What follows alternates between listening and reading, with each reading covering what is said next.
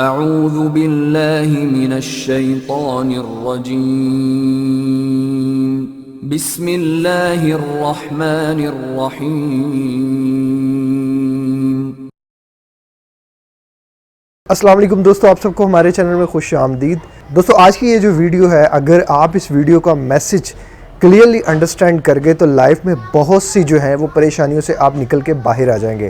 Video کو شروع کرنے سے پہلے جو لوگ میرے چینل پر نئے ہیں، میں ان سے ریکویسٹ کروں گا کہ میرے چینل کو ضرور سبسکرائب کریں، بیل آئیکن کو ضرور پریس کر دیں۔ تو چلیں دوستو ویڈیو کو شروع کرتے ہیں۔ دوستو ویڈیو کے میسج کو کلیئر کرنے کے لیے میں آپ کے ساتھ ایک چھوٹی سی کہانی شیئر کروں گا اور امید کرتا ہوں آپ کو یہ کہانی پسند آئے گی۔ دوستو کہانی ہے دو دوستوں کی، امجد کی اور خالد کی۔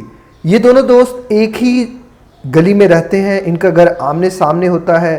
بچپن سے یہ لوگ ایک ہی سکول میں پڑھتے ہیں، اکٹھے یہ لوگ سکول جاتے ہیں۔ خالد کے جو والدین ہوتے ہیں وہ اتنے امیر نہیں ہوتے، اس لیے جو خالد ہوتا ہے وہ صرف میٹرک تک ہی پڑھتا ہے، جبکہ امجد کے والدین جو ہوتے ہیں وہ بہت امیر ہوتے ہیں اور وہ امجد کو ایک اچھی خاصی سٹڈی دیتے ہیں۔ دوستو دیکھتے ہی دیکھتے امجد اور خالد ایک جگہ پہ جاب لگ جاتے ہیں، اور یہ جس جگہ جاب لگتے ہیں وہ دونوں کا دفتر بھی ایک جگہ ہی ہوتا ہے، کیونکہ امجد جو ہوتا ہے وہی خالد کو اس جگہ پہ لگواتا ہے، کیونکہ خالد بیچارے کے تو اتنے ریسورسز نہیں ہوتے، اتنی جان پہچان نہیں ہوتی کہ وہ اتنی کسی جگہ پہ لگ سکے، تو امجد جو ہوتا ہے وہ اسی کو اپنے دوست کو لگواتا ہے۔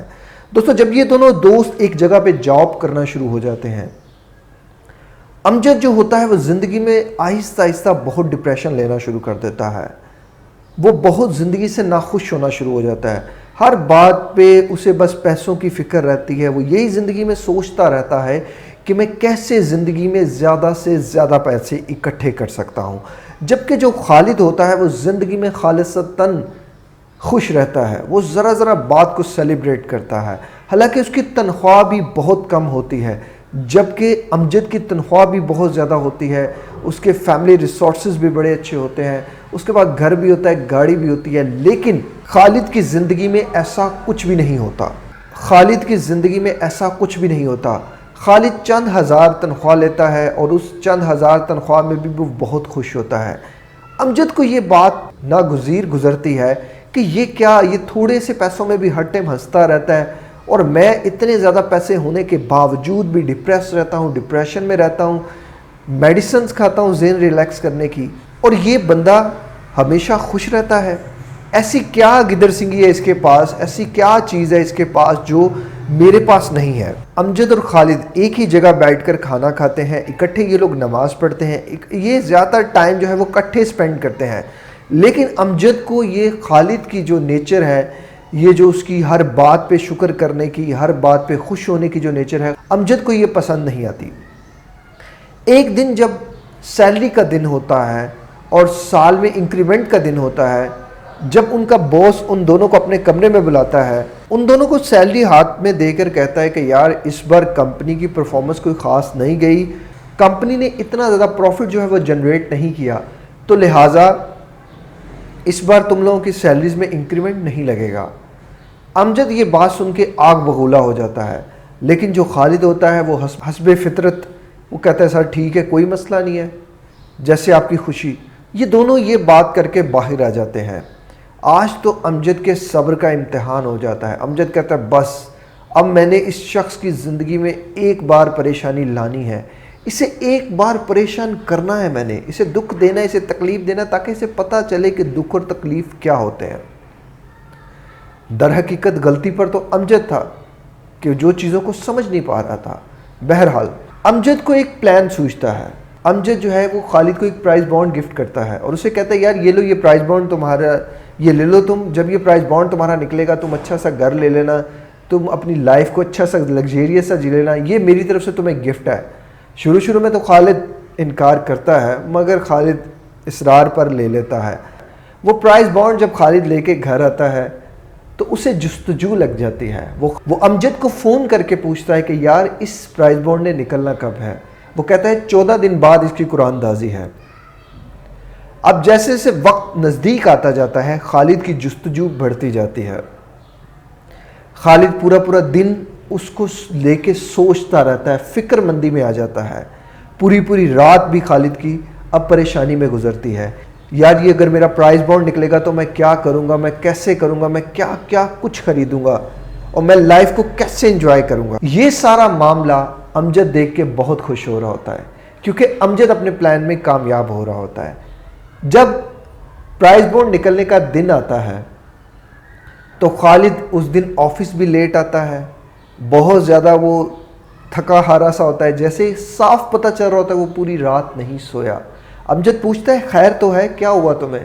کہتا ہے یار میں بہت ایکسائٹیڈ ہوں, بہت پریشان ہوں کہ اگر یہ میرا پرائز بانڈ نکل آئے تو میں بہت زیادہ خود کو لکی فیل کروں گا, میں بہت زیادہ جو ہے وہ اپنے آپ پہ رخش محسوس کروں گا, خوشی محسوس کروں گا.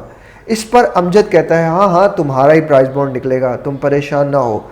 جب پرائز بانڈ کی قرآن اندازی کا وقت آتا ہے تو دونوں بے صبری سے وہ نمبرز کو بولنے کا انتظار کر رہے ہوتے ہیں, لیکن بدقسمتی سے خالد کا پرائز بانڈ وہ نہیں نکلتا. اس پہ خالد کو بہت زیادہ دھچکا لگتا ہے اور خالد ایک پل کو جیسے ٹوٹ کے رہ جاتا ہے. خالد بہت پریشان ہوتا ہے اور اس پریشانی کے عالم میں وہ رو پڑتا ہے. اتنے میں امجد مسکراتا ہے اور ہنسنا شروع کر دیتا ہے. خالد پوچھتا ہے تم پاگل ہو, مسکرا رہے ہو؟ میں رو رہا ہوں اور تم مسکرا رہے ہو, تم کیسے دوست ہو؟ امجد کہتا ہے دیکھو جب زندگی میں روتا تھا, پریشان ہوتا تھا, تم مسکرا رہے ہوتے تھے. آج تم رو رہے ہو, میں مسکرا رہا ہوں, میں اپنے مقصد میں کامیاب ہو گیا. خالد پوچھتا ہے کیا مطلب تمہارا اس بات سے؟ تو پھر اسے امجد ساری بات تفصیل سے بتاتا ہے. امجد اسے بتاتا ہے کہ دیکھو دوست, جب تمہاری زندگی میں کوئی لالچ نہیں تھا, کوئی مقصد نہیں تھا, صرف دولت حاصل کرنے کا, تم کتنے خوش تھے, کتنے پرسکون تھے, کتنے مطمئن تھے. یہ سب میں نے تم سے سیکھا اور میں نے اپنی زندگی کا ایک برا لیسن تمہیں دیا کہ اگر تم صرف دولت کے پیچھے بھاگو گے تو تمہاری زندگی سے سکون چلا جائے گا, بدلے میں ڈپریشن آ جائے گا, انزائٹی آ جائے گی, سٹریس آ جائے گی, راتوں کی نیند برباد ہو جائے گی. اور تم نے اسی طرح ہی کیا. یہ بات سن کے خالد کا سر شرمندگی سے جھک گیا اور بے ساختہ اس کی آنکھوں سے آنسو نکل آئے. دوستو ایک لمحے کو سوچیں, کہیں ہم لوگ بھی زندگی میں صرف دولت کے پیچھے تو نہیں بھاگ رہے؟ یقیناً ہم دولت کے پیچھے ہی بھاگ رہے ہیں جو ہماری زندگی میں اتنی بے سکونی ہے, اتنی ویرانی ہے, اتنا ڈپریشن ہے, اتنی انزائٹی ہے. اکارڈنگ ٹو اسٹڈی 99% لوگ جو ہیں وہ پیسے کے پیچھے ہیں اور پیسے کے پیچھے پریشان ہیں. کیا پیسہ ہی سب کچھ ہے؟ شکر ہے کفن میں کوئی جیب نہیں, ورنہ اس دنیا کی دولت تو جو بڑے بڑے مچھیرے تھے وہ کب کے لے کے قبروں میں دفن ہو چکے ہوتے. دوستو اس ویڈیو کا جو پیغام ہے وہ بہت قیمتی ہے, اسے انڈرسٹینڈ کرنے کی کوشش کیجیے گا. زندگی میں دولت سب کچھ نہیں ہوتی, زندگی میں سکون سب ہوتا ہے. اگر سکون کی ویلیو نہ ہوتی تو آپ اس ویڈیو کو نہ دیکھ رہے ہوتے. یقیناً سکون کی آپ کی زندگی میں بہت بڑی ویلیو ہے, ایون دولت سے زیادہ سکون کی ویلیو ہے. میں ایسے لوگوں کو جانتا ہوں جو ایک دن میں 300 روپے کماتے ہیں لیکن پھر بھی خوشحال ہیں, خوشی کی زندگی جی رہے ہیں. میں ایسے لوگوں کو جانتا ہوں جو ایک دن میں 30,000 کماتے ہیں, دکھی ہیں, برباد ہیں, کوئی سکھ نہیں, کوئی سکون نہیں. تو دوستو زندگی میں جو مین قیمت ہے, مین ویلیو ہے جس چیز کی, وہ آپ کا سکھ ہے, وہ آپ کا سکون ہے. تو اپنے سکھ اور سکون کو پرماننٹ کریں, اس کے اوپر گرپ بنائیں, اسی کے ساتھ ہی زندگی جئیں, کیونکہ سکھ میں سکون میں ہی زندگی ہے. دوستو امید کرتا ہوں آپ کو یہ ویڈیو اچھی لگی ہوگی. اگر اچھی لگی اسے اپنے دوستوں, یاروں, رشتہ داروں تک ضرور شیئر کیجیے گا. ہمارے چینل کو ضرور سبسکرائب کیجیے گا. اپنا بہت زیادہ خیال رکھیے گا. ملتے ہیں کسی اور ویڈیو میں کسی اور ٹاپک کے ساتھ. السلام علیکم, اللہ حافظ.